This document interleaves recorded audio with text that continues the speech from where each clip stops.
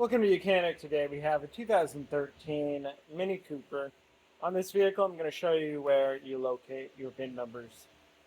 So we have 4 easy access VIN numbers on this vehicle. They all should match and be the same number. And I'm just going to show you where those are at. So to start with, we have where we open up the door. And on what we call the A-pillar, we have the VIN number here.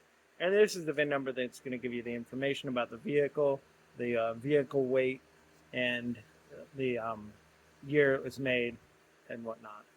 And then you have our VIN number here, and then what the car classification is. So that's our first one. And here's our next one that's right at the bottom of the windshield onto the firewall. That one, those two are the ones that you will always find.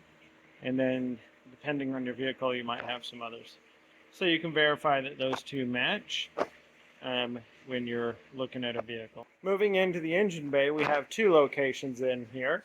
So on the hood itself, we have information placard here and another one on the other side. But right here we have a VIN number there that is located on the hood itself, so you can match that. And then as you come over here to your right hand side of the vehicle, this is your right strut top tower. We have a VIN number located right there. All of these should match unless you've had components replaced for when you've had work done on your vehicle. But that's the 4 easy locations of a VIN number on this Mini Cooper of 2013. Thanks for watching Mechanic, where you can be the mechanic.